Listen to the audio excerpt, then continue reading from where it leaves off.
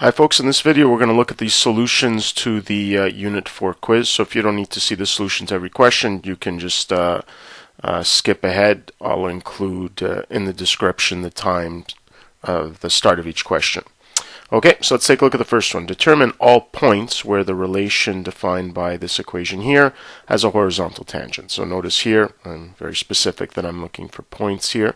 And of course, horizontal tangent means that the derivative of y with respect to x needs to be equal to 0.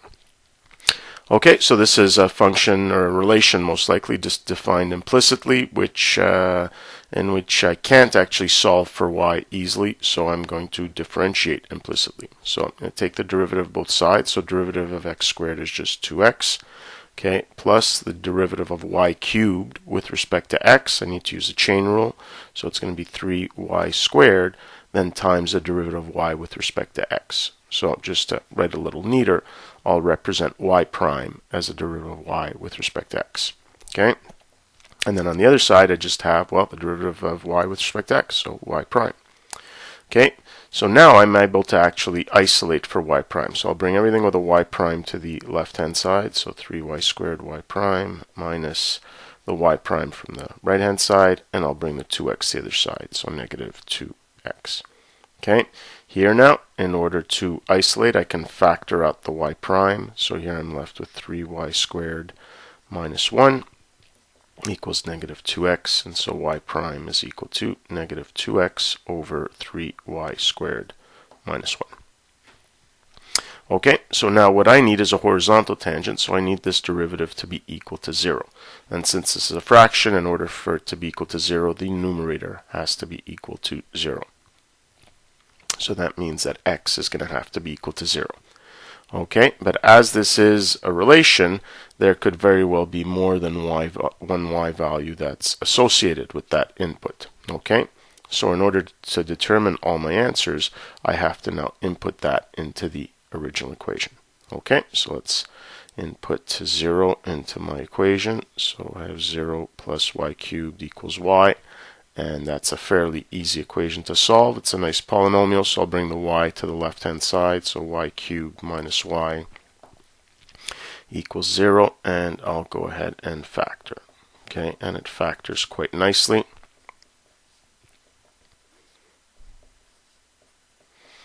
Okay, and I see that for y, I get y can equal 0, y can equal 1, y can equal negative 1. Okay. Excuse me.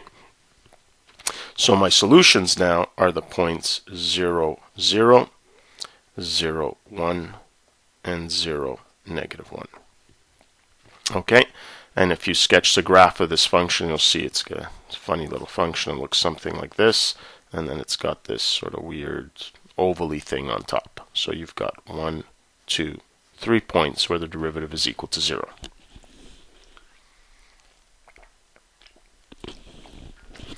Okay, let's move on to number 2. So, an imploding star's surface area is decreasing at a rate of 100,000 kilometers squared per second.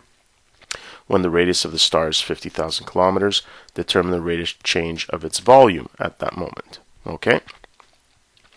So, this here sounds like a related rates question, since I'm looking for the rate of one variable, and I'm given the rate of another variable. Okay, there's a bit of a hitch in this one here because I want to find the rate of change of the volume, but the volume is given in terms of the radius. Okay, and I'm not given the rate of change of the radius, I'm given the rate of change of the surface area. Okay, so I've got a couple of possibilities here. So one thing I could do is use my area formula for the volume of a sphere. By the way, we're making the assumption here that the star is a sphere.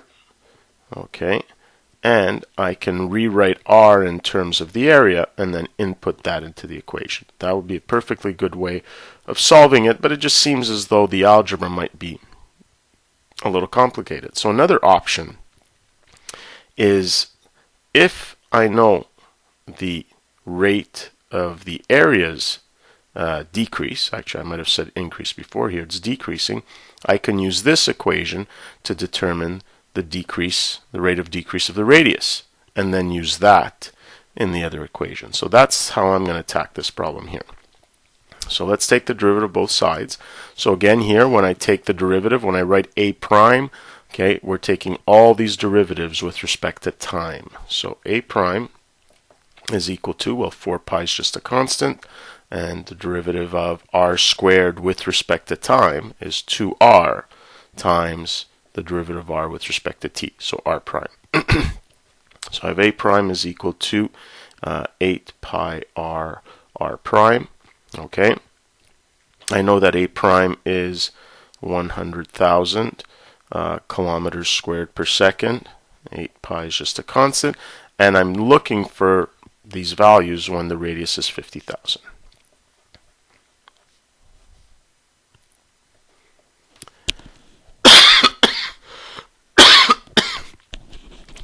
Okay, so r prime is given by, well, 100,000 over 8 pi times 50,000. So that's pretty nice because that just gives me 2, and then this cancels out again. So r is equal to 1 over 4 pi. Okay, and since this is a measure of length, it would be kilometers per second. Okay, so here we start to see the power of exponents when we're working with large numbers. Okay, the radius is only decreasing at, that should be, by the way, decreasing at a rate of 100,000, so made a little error there. So again, always ask yourself, does your answer make sense? And since the radius needs to be decreasing, needs to be negative. So I thought, oh, let me go back, and yeah, I realized I forgot the negative, since it's decreasing at a rate of 100,000 kilometers per second. So here, the radius, that's a very small decrease in the radius that's causing a very large increase in the area. Okay, so I would expect the volume to be even bigger.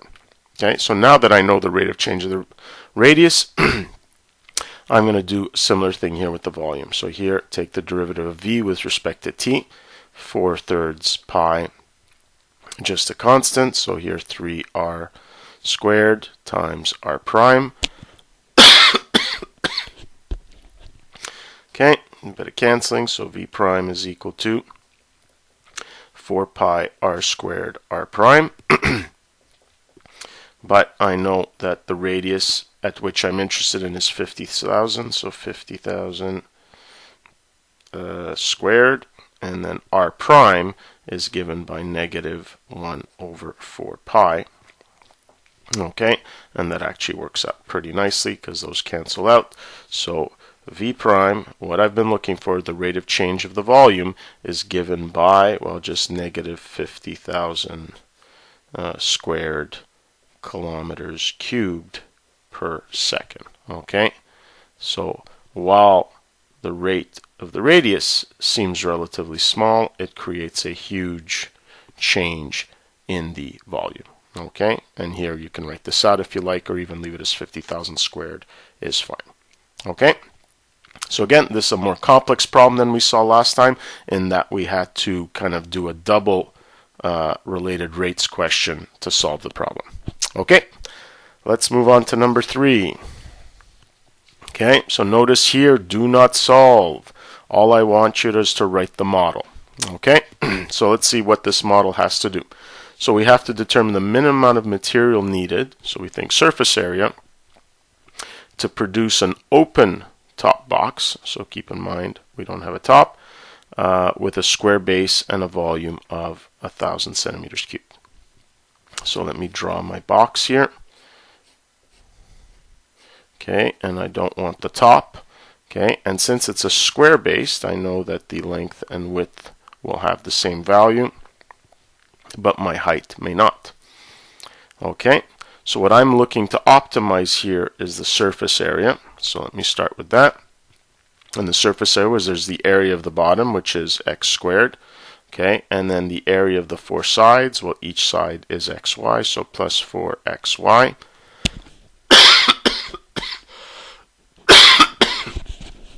Sorry. And as usual, I have this problem of having two variables. So now I can use the constraint that I'm given, that the volume has to be 1,000 centimeters cubed. So the volume is given by x times y, x times x times y, so x squared y. And I can now use this to write one variable in terms of the other. So here, looking at what I've got on the left here, it makes sense to isolate y, so 1,000 over x squared. So a is x squared plus 4x times 1,000 over x squared. Okay, and we can do a little simplifying. And this is the function that I'm going to be optimizing, where x represents the excuse me, the base length of this rectangular prism. And of course, x has to be greater than 0. Okay, let's move on to number 4.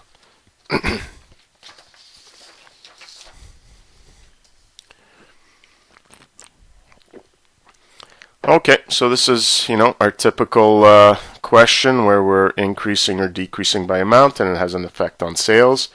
So here,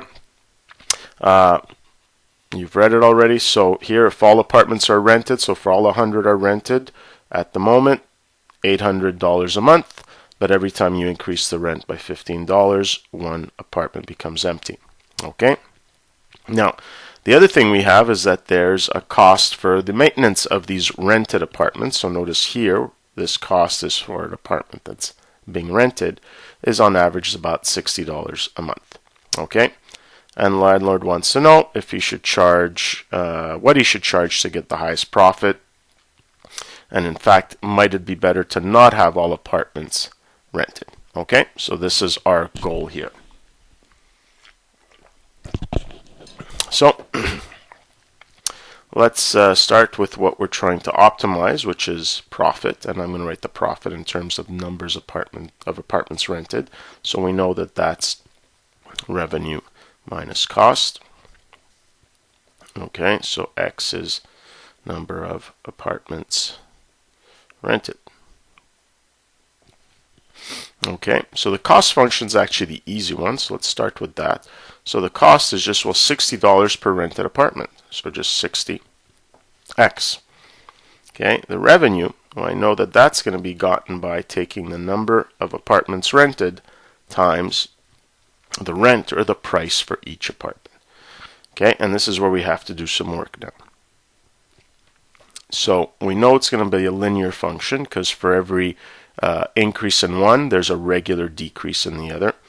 So let me use 2 points. So we know that if all 100 apartments are rented, the price is $800. Okay, and it goes down by 1 if I increase the price by 15. Okay, so let's find the slope. 800 minus 815, so negative 15 over 100 minus 99 is 1, so just negative 15. And let's stick that into our linear equation. So here, when y is 800, my slope is negative 15, my x is 100 plus b. So I have 800 plus, so 15 times 100 is 1500. So b is equal to 2300. Okay, so now I can stick this in here. So my price function is negative 15x plus 2300. Okay, so negative 15x squared plus 2300x.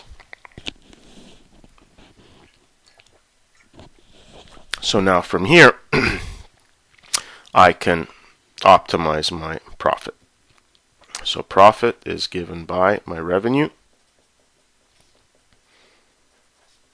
minus my cost, which in this case here is just 60x. Since it's only one term, I don't need brackets. If it was more than one term, definitely put brackets there.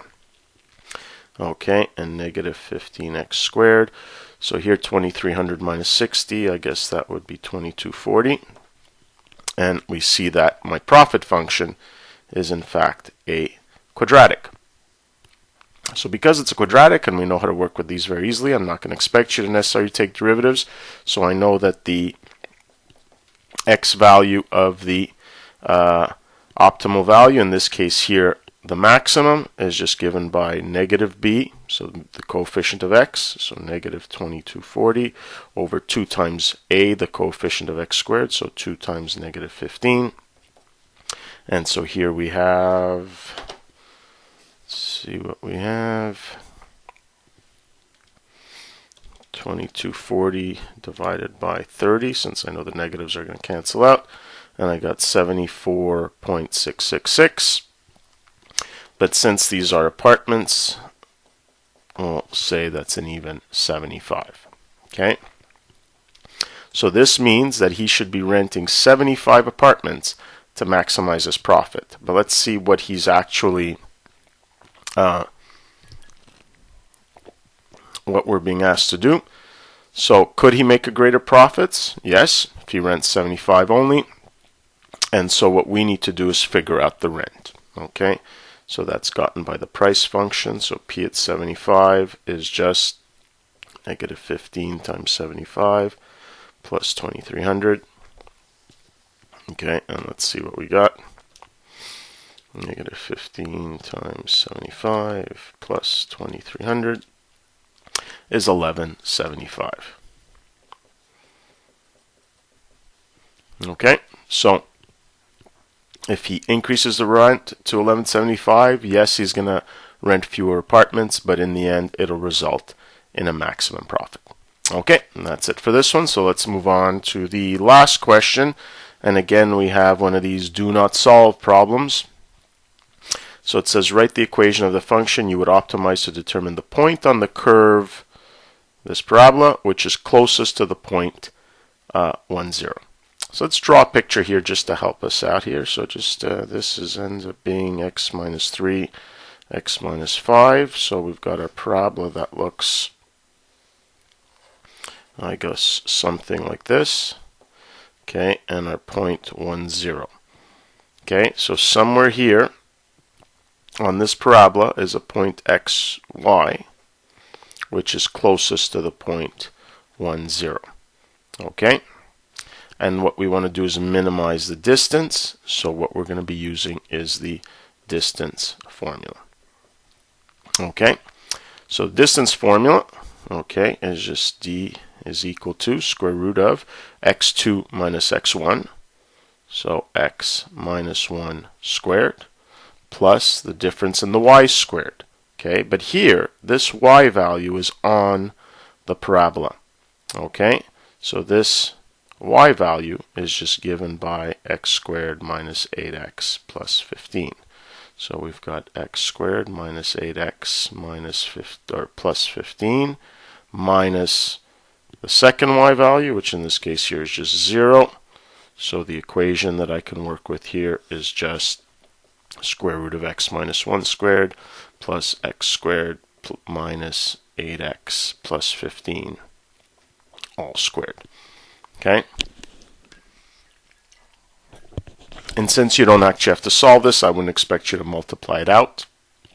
Okay, so this is the function we'd be optimizing, presumably to get a minimum value. Now,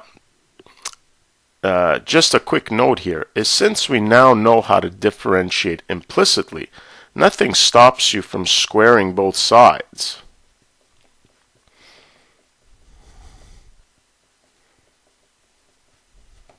And working with this equation and using implicit differentiation to deal with the derivative of d squared with respect to x. So you do have that option now that you have implicit differentiation.